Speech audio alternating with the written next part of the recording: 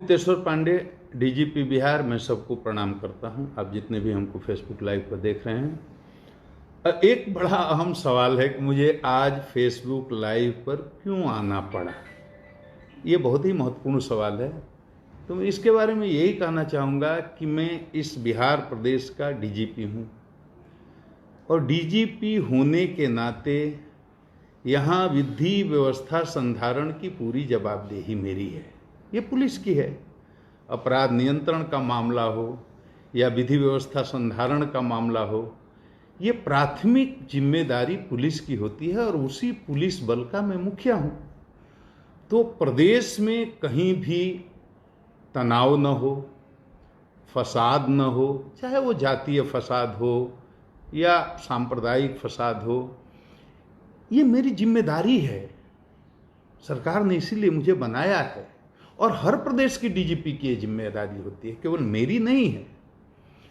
तो मैं इस जिम्मेदारी को निभाने के लिए, अपनी बात आप तक पहुंचाने के लिए, एक घटना की सच्चाई आपको बताने के लिए आज फेसबुक लाइव आया हूं, ताकि मेरी ये बात बिहार की 12 करोड़ जनता तक पहुंच जाए और उनको ये सच्चाई पता चल जाए कि गोपालगंज में रोहित हत्याकांड का संबंध किसी सांप्रदायिक मामला से नहीं है।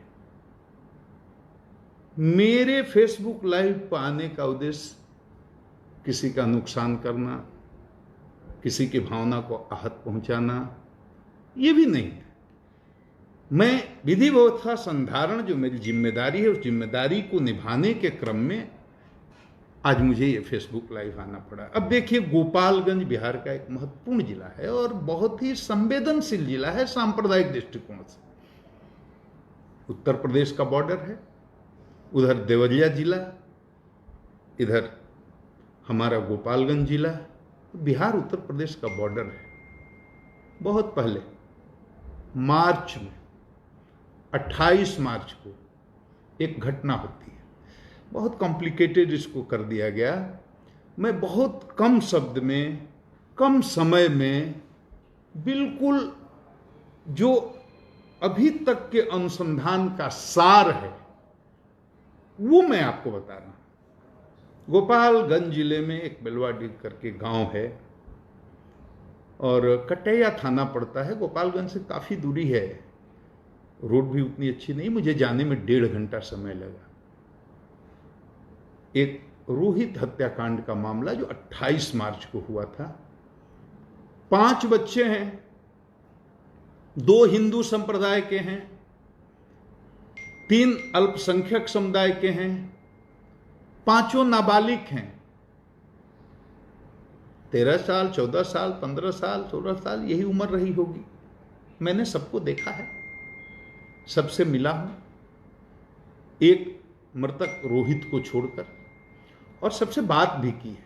सब नाबालिग बच्चे हैं, आपस में दोस्त हैं, आपस में मिलते हैं, जुलते हैं, खेलते हैं।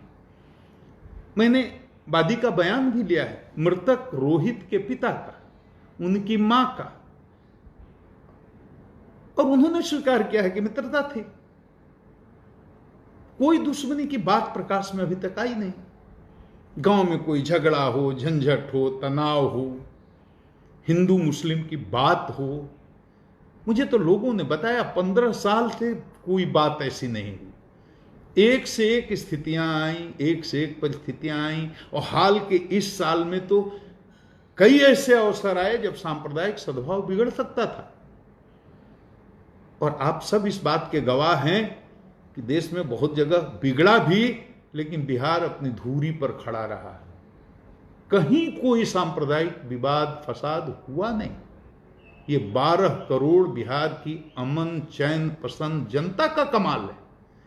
ये बिहार के डीजीपी का कमाल नहीं है, ये लोगों का कमाल है कि वो जहां थे खड़े रहे, सांप्रदायिक सद्भाव को बनाए रखा। एक से एक परिस्थितियां आई। उस गांव में बताया लोगों ने कि 15 साल उसके पहले भी कोई इतिहास नहीं है कि आपस में सांप्रदायिक तनाव हुआ हो। बड़ा गांव है। बताया गया कि 400 से अधिक लोग हिंदू हैं और मुसलमान तो दाल में नमक की तरह है, वहां अल्पसंख्यक के समुदाय के लोग, बताया गया मुश्किल से 10-15 घर होंगे, बहुत छोटी संख्या है। आपस में प्रेम है, एकता है, मोहब्बत है, भाईचारा है, किसी तरह की कोई तनाव की सूचना नहीं है, कोई इतिहास भी ऐसा नहीं है। ये 5 बच्चे हैं, 2 हिंदू के हैं, 3 मुसलमान के हैं, ये 5 नाबालिग हैं, एक उम्र के हैं, एक साथ खेलते हैं, खाते हैं, उठते हैं, बैठते हैं। और रोज की तरह उस दिन भी ये 5 गए। एक हिंदू बालक, वही जाकर के उसको बुलाया, चलो हम लोग खेलने चलते हैं। 3 साइकिल, 5 ये मित्र साथ जाते हैं गांव से 3-4 किलोमीटर दूर। एक खनुआ नदी है, यही नदी है जो उत्तर प्रदेश को बिहार से डिवाइड करती है। 20 फीट चौड़ी होगी, लेकिन गहरी बहुत है। हमें तो लोगों ने बताया जेसीबी से शायद हाल में कोई खुदाई हुई, जिसके चलते बहुत मैंने नदी में घुस करके, प्रवेश करके और घटनास्थल का निरीक्षण किया, जहां बालक के डूबने या उसकी हत्या करके वहां डुबाने की बात कही जाती है। मैं सारा अपना यूनिफॉर्म खोल करके और कपड़ा बदल करके उस गहरी, मैं तैरता बहुत अच्छा हूं, तैराक हूं, पानी से मुझे डर नहीं लगता। तो मैं उतरा और बादी के सामने बादी थे, बादी की पत्नी थी, बादी के ससुर थे, बादी का पूरा परिवार था, उनकी बिटिया थी। सबके सामने जहां जैसे जैसे उन्होंने बताया, मैं पानी में उसकी गहराई मापने के लिए उतरा, कपड़े खोल करके। वो मैं वीडियो आपको दिखाऊंगा, जो आप हमको सुन रहे हैं सब देखेंगे, इसी फेसबुक पर डालूंगा। और मैंने पानी की गहराई लेना चाहा तो मुझे लगा कि पानी कम से कम, मुझे लगा 12 फीट गहरा तो जरूर होगा। मैं सीधा हाथ खड़े करके डूबता था, मुझे अंदाज नहीं आता था कि ऊपर अभी कितना पानी है। मतलब मैं ये कह सकता हूं कि खड़ा हाथी तो उसमें डूब ही सकता है। और मुझे बताया गया कि मार्च में जब यह घटना हुई थी या दुर्घटना हुई थी, उस समय पानी का स्तर और ऊपर था, मतलब पानी और ज्यादा रहा होगा। वहां पर उस घटना स्थल का निरीक्षण किया और घटना स्थल पर ही मैंने बादी की पत्नी का, यानी रोहित के पिता का, रोहित की मां का, रोहित के नाना का, ये जो लोग अभियोजन पक्ष के थे उनका बयान लिया, बाकी लोगों का भी लिया। घटनास्थल पर वहां जंगल है, झाड़ी है और पेड़ पौधे हैं, और अगल बगल के लोग भैंस चराने के लिए, पशु चराने के लिए दिन भर वहां रहते हैं। बड़ा मनोरम दृश्य है वहां का। वहां मैं गया। अब कहानी ऐसी है कि 5 मित्र भी वहां 28 मार्च को गए। ये 2-3 बजे दिन में जाते हैं, समय का हेरफेर हो सकता है। बादी की मां ने बताया वो 3 बजे का समय रहा होगा, 2-3 बजे का समय रहा होगा। यही बादी ने भी बताया, बादी की पत्नी ने भी बताया, माने रोहित की मां ने भी, रोहित के पिता ने भी, रोहित के नाना ने भी जो समय बताया, और जो प्राथमिकी में है मोटा मोटी यही अपराह्न का टाइम 3 बजे का समय रहा होगा, 1 घंटा आगे पीछे। ये बच्चे जाते हैं वहां 5 एक साथ। और वहां जो भैंस चराने वाले हैं उसका बयान भी मैं वीडियो डालूंगा, आप देख लेंगे। कई लोग हैं जो रोज जाते हैं, वहीं पर चराते हैं। उन लोगों का बयान है कि हमने देखा कि ये 5 बच्चे आए, एक साथ खेलने लगे, एक साथ नदी में नहाने के लिए गए। उसके बाद क्या हुआ ये उनको नहीं पता है। उनकी भैंस कहीं और चली गई तो उसके पीछे पीछे चले गए। मतलब 5 के अलावे कोई छठा नहीं था। ये उनकी बात से हमको लगा। तो अब ये बच्चे नहाने आते हैं। अब 4 बच्चे तो लौट जाते हैं जी, शाम को 6-7 बजे घर पहुंच गए। एक बच्चा नहीं जाता है। अब 15 साल का रोहित जब घर नहीं पहुंचा, मां बाप को चिंता होती है, किसी मां बाप को होगी, बहुत परेशान होते हैं, पूरे गांव में खोजते हैं, इन बच्चों से भी पूछताछ होती है। बच्चे साफ झूठ बोल देते हैं, हमें नहीं पता, वो पहले ही आ गया था, वगैरह वगैरह, जो भी, मतलब वो कोई भी बात नहीं बताते हैं कि रोहित कहाँ है, कैसे है, किस हाल में है। अब देखिए, फिर उसी दिव्यांग एक लड़का है जो हिंदू समुदाय का है, जो घर से बुलाने गया था, और भी लड़के थे जैसा बताया, उसमें 3 मुसलमान हैं, मैंने पहले ही बता दिया है। अब उस लड़के को सख्ती से सुबह पूछताछ की जाती है। हमें बताया गया उसको 1-2 तमाचे भी गांव वालों ने लगाए, घर वालों ने लगाए, जिसने भी लगाया हो। और उसको कहा कि नहीं, तुम्हारे साथ गया, तुम बुला कर ले गए, तुमको बताना होगा कि रोहित कहां है। वो बताता है कि डूब गया। कहां? उसको लेकर के पूरे गांव के लोग उस जगह आते हैं जहां बच्चे नहाने आए थे या खेलने आए थे। वो जगह बताता है, लाश निकाली जाती है। लाश जब निकलती है, अब जिसके 15 साल के बच्चे की लाश निकली हो, उस बाप के दर्द को आप समझ सकते हैं, उस मां की पीड़ा को आप समझ सकते हैं कि उसके कलेजे में कैसी टीस उठती होगी। हमारे साथ होगा, हमको भी ऐसा लगेगा, आपके साथ होगा, आपको भी ऐसा लगेगा। 15 साल का बहुत ही तेजस्वी लड़का था, मां बाप को पकौड़ी की दुकान है, गरीब हैं, 12 कट्ठे जमीन बताया हमको है, और कोई आय का साधन नहीं है, बहुत ही गरीब आदमी है। उसका 15 साल का एक बेटा, उसकी लाश निकल रही है। किसी पिता का मानसिक संतुलन ठीक रहेगा? किसी मां का ठीक रहेगा? तकलीफ होगी, पीड़ा होगी, कष्ट होगा। वो पीड़ा उसको भी है। वो कल मैंने जब बात की मां बाप से रोहित के, वो पीड़ा अभी भी झलक रही थी। बेटे की खो देने का दर्द इतना जल्दी जाता नहीं है। अब ये घटना होती है, उसके बाद हम यहां कोई जजमेंट नहीं दे रहे हैं कि लड़का रोहित खुद डूब गया या इन बच्चों ने उसकी हत्या करके उसको डुबा दिया। इस पर तो अनुसंधान चल रहा है, इस पर कोई जजमेंट नहीं है। लाश निकली, मां बाप के लिए बहुत बड़ी बात है। मां बाप का दावा है कि नहीं, ये डूबने से नहीं हुई, इसको मार करके डुबाया गया। अब दूसरे दिन वहां के स्थानीय अखबारों में जो समाचार छपा, वो भी मैं डालूंगा, आप देख लीजिएगा, वो अलग है। अखबारों में यह छपता है कि डूबकर मौत, परिजनों ने जताई हत्या की आशंका। इस तरह के न्यूज आए और कई अखबारों में आए। हमारे पास प्रेस कटिंग भी है। मैं टेक्निकल आदमी नहीं हूं, वो वीडियो बनाकर डालना नहीं जानता हूं। मैंने अपने एक असिस्टेंट को, सिपाही को बोला है कि उसको जो हमने बयान लिया है उसका छोटा छोटा पर्सन निकाल करके डाल दे। उसको आप देखेंगे तो पूरी तस्वीर क्लियर हो जाएगी। स्थानीय अखबार इस तरह से रिपोर्ट करते हैं, डूबकर मौत, डूबने की आशंका, परिजनों ने जताई हत्या की आशंका। अब ये बात तो हुई, तो पुलिस ने क्या किया? पुलिस की भूमिका क्या रही? पुलिस ने कोई इफ बट नहीं किया। रोहित के पिता ने जो कहा, पुलिस ने एफआईआर कर लिया।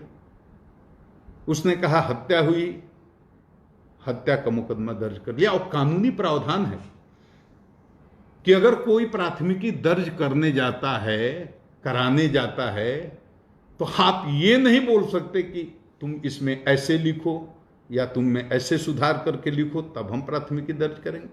उसने हत्या का आरोप लगाया, जैसे लगाया वैसे थाना प्रभारी ने उसका हत्या का मुकदमा दर्ज कर लिया। और दर्ज ही नहीं कर लिया, तत्काल बिना विलंब किए हुए 5 अभियुक्तों की गिरफ्तारी हो गई। एक भागा हुआ है।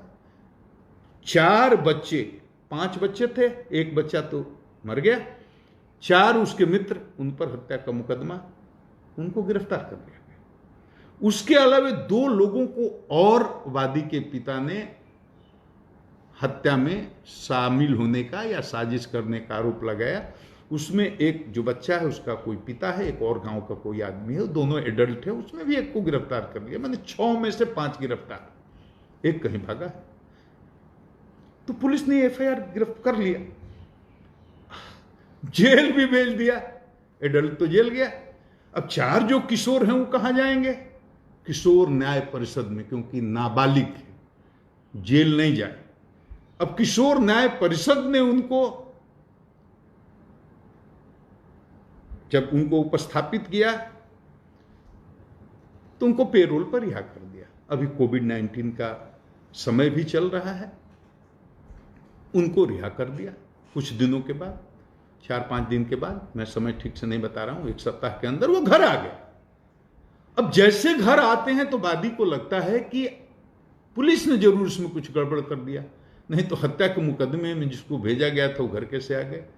यहाँ से उसकी हताशा शुरू होती है क्योंकि उसने अपना बेटा खोया है, उसकी निराशा शुरू होती है, पुलिस से शिकायतें शुरू होती हैं, पुलिस अनुसंधान में जाती है, उसकी गाड़ी के सामने लौटते हैं लोग, थाना प्रभारी पर आरोप लगाए जाते हैं, पुलिस को गालियाँ दी जाती हैं और तरह तरह की बातें शुरू होती हैं। कम्युनिकेशन गैप यहाँ से बनना शुरू होता है और वादी को लगता है कि पुलिस निश्चित रूप से इसमें सही अनुसंधान नहीं कर रही और पुलिस के सहयोग से ही ये बच्चे छूट करके आ गए।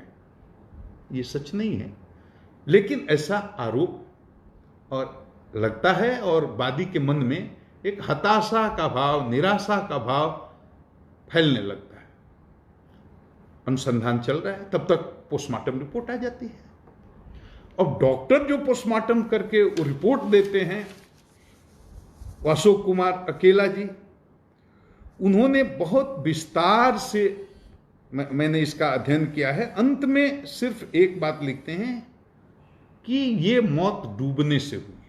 मैंने उनका बयान भी लिया है, मैं डालूंगा, आप देख लेंगे बाद में। आज ही मैं 5 बजे के आसपास एक वीडियो डालूंगा जिसमें महत्वपूर्ण बयान है। वो बहुत लंबा है, मैंने बहुत लोगों से पूछताछ की है, 50 लोगों से, हर तरह के लोग, वहाँ के स्थानीय लोग, घटनास्थल और उसके बाहर भी जो गांव के लोग हैं, जो वहाँ भैंस चराने लोग हैं, सारे स्वतंत्र विटनेसेज का मैंने बयान लिया है। एक भी ऐसे आदमी का मैंने बयान नहीं लिया है जो इधर से या उधर से कहीं से किसी तरह से उसकी निष्पक्षता में संदेह तो लिया है, लेकिन वो बहुत लंबा हो जाएगा, आपको बहुत परेशानी होगी, आप उतना नहीं देख पाएंगे। तो मैंने उसको एडिट करके छोटा छोटा अंश कुछ लोगों का बयान डाल दिया है जिससे आपको पूरी एक तस्वीर उभर करके सामने आ जाएगी। बच्चे छूट करके आते हैं तो डॉक्टर साहब की पोस्टमार्टम रिपोर्ट आती है, वो कहते हैं डूबने से मौत। मैंने बात की डॉक्टर साहब से, वो कहते, हमने कहा कैसे आप कह सकते हैं कि डूबने से मौत होती है। अब टेक्निकल टर्म में जो उन्होंने हमको समझाया उस टर्म में हम आपको नहीं समझा पा रहे हैं, लेकिन उन्होंने कहा कि लंग्स स्पाउजी हो गया था, उसको काटा तो उसमें एयर बबल्स निकल रहे थे, फूल गया था, स्पॉन्जी हो गया था, एयर बबल्स निकल रहे थे। तो ऐसा केवल ड्राउनिंग के केस में डूबने के कारण ही होता है। ये आम आदमी की भाषा में आपको समझा रहा हूं। मैंने ये भी सवाल किया, डॉक्टर साहब आंख में थोड़ा खून या कान में, नाक में खून, इस तरह की बात भी बताई जा रही है। तो उन्होंने बताया डूबने के क्रम में आंख पर और नाक पर इतना प्रेशर पड़ता है कि निकलने के बाद वो नसों से खून निकल जाना या थोड़ा रिसाव हो जाना ये संभव है। लेकिन जब इनके यहाँ डेड बॉडी पोस्टमार्टम के लिए आई थी तो उस समय खून सूख गया था। डॉक्टर साहब ने भी बताया कि कहीं भी एक्सटर्नल इंजरी या माने शरीर के बाहरी हिस्से में या अंदर के किसी भी हिस्से में कोई उस बच्चे में इंजरी यानी जख्म नहीं पाया गया। मतलब किसी प्रकार के जख्म के कारण उसकी मृत्यु नहीं हुई है, न गले में किसी तरह का कोई ऐसा निशान या कुछ भी। तो ये डॉक्टर साहब का ओपिनियन, मैं अपनी तरफ से कुछ नहीं कर रहा। मैंने फिर एक दूसरे डॉक्टर साहब जो वही सदर हॉस्पिटल में पदस्थापित हैं उनसे भी मैंने ओपिनियन ली, उनसे भी बात किया और उसका एसपी साहब ने भी बयान लिया था, उस वीडियो को मैं भी डाल दूंगा। उनका भी ओपिनियन था कि ये मृत्यु डूबने से हुई है। लेकिन हम यहाँ केवल इससे संतुष्ट नहीं है, हम अनुसंधान को क्लोज नहीं कर रहे हैं।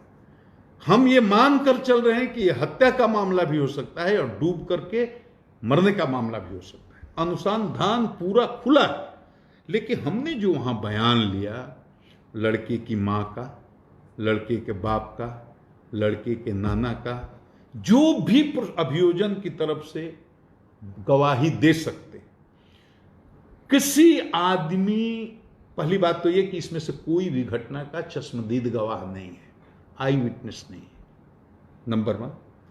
दूसरा, परिस्थिति जन्य साक्ष्य होता है। इसमें से कोई भी आदमी ये बताने में सक्षम नहीं है कि इन बच्चों में आपस की किसी प्रकार की कोई दुश्मनी थी, कोई विवाद था, कोई तनाव था। मैंने हत्या में मोटिव खोजा जाता है अनुसंधान में। हत्या हुई तो कोई कारण होगा, यहीं से अनुसंधान की शुरुआत होती है पुलिस में। हत्या ऐसे नहीं होती। हत्या के पीछे कारण प्रॉपर्टी का विवाद हो सकता है, पुरानी दुश्मनी होती है, कोई सेक्स का स्कैंडल का मामला हो सकता है, कोई ईर्ष्या हो सकती है, राजनीतिक प्रतिद्वंद्विता हो सकती है, कोई न कोई कारण होता है, मोटिव होता है।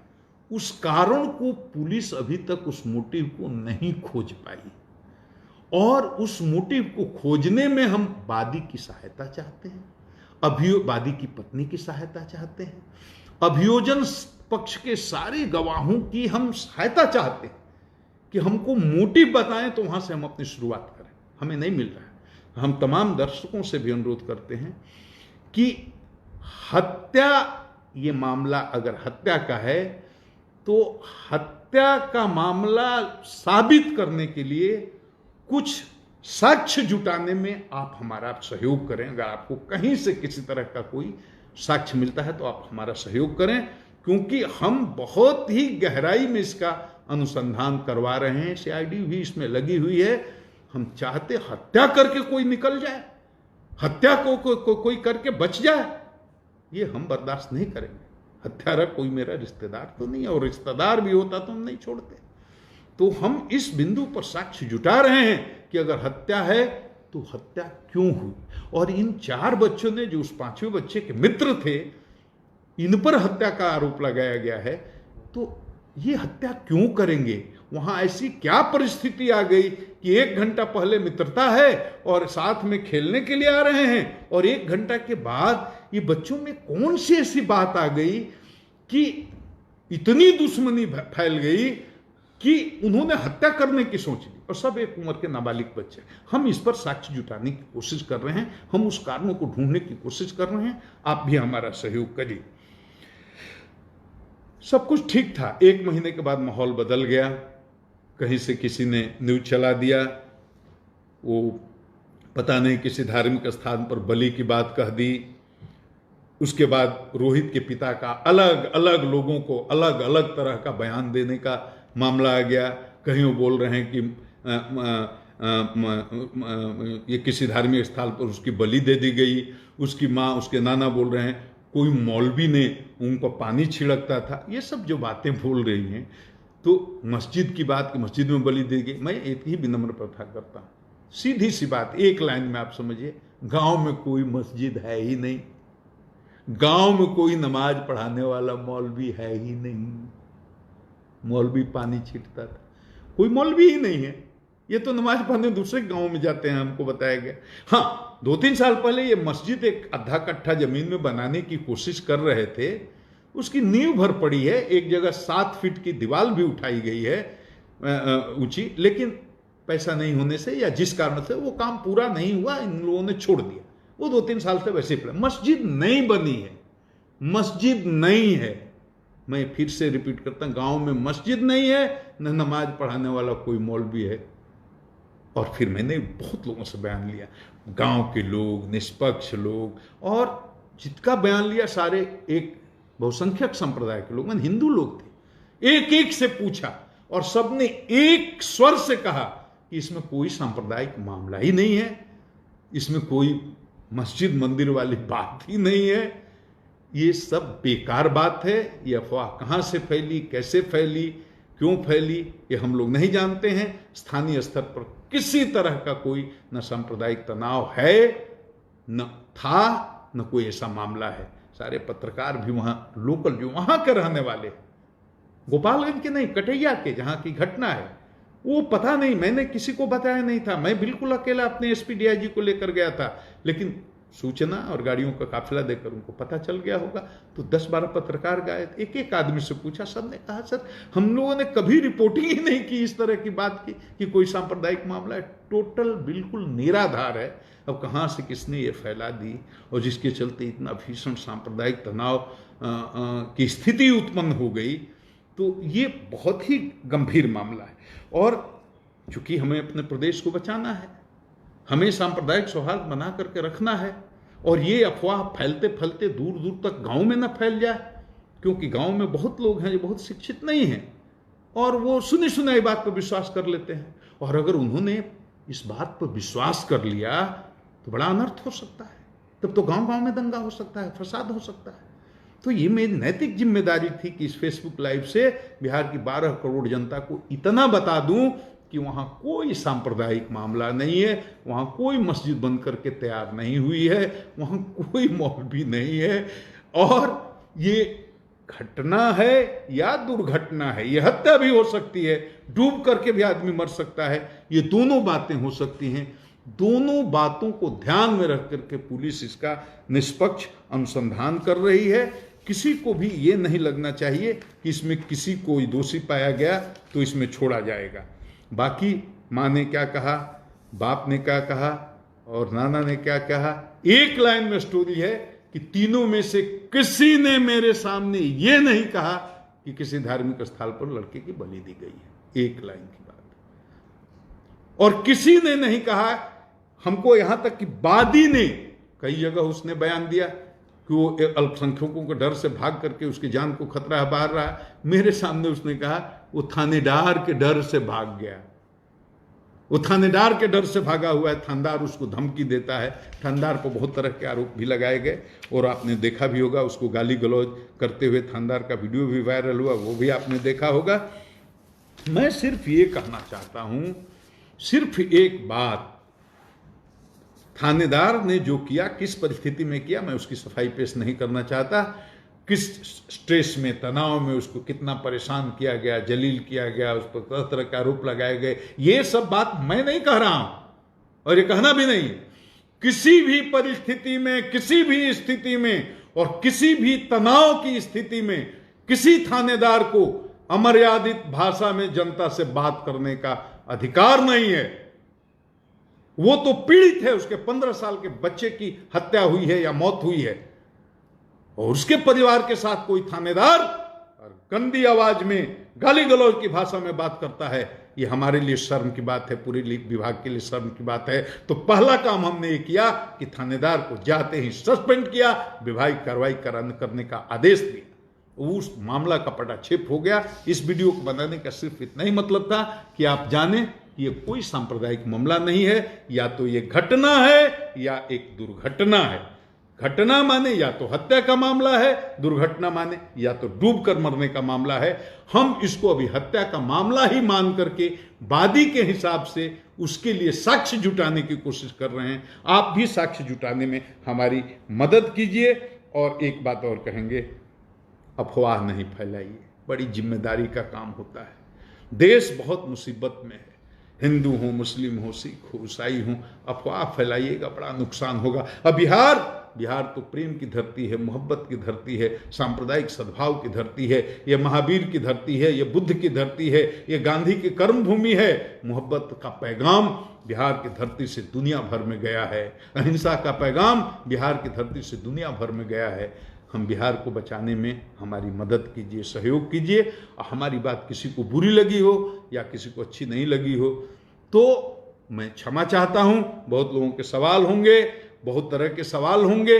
मेरे लिए फेसबुक पर किसी सवाल का जवाब देना संभव नहीं हो पाता है, इतना व्यस्त आदमी हूं। मैंने स्थिति स्पष्ट कर दी कि केस घटना हुई है, 15 साल का एक बच्चा हमने खोया है, वो हमारा ही बेटा था। लेकिन अब वो हत्या का मामला है या डूब करके मरने का मामला है, हम उस पर साक्ष्य का कि जुटा रहे हैं, अनुसंधान जारी है और एकदम निष्पक्ष न्याय होगा। मैं इतना ही कह करके आप सबों को प्रणाम करता हूं। गुप्तेश्वर पांडे, डीजीपी बिहार।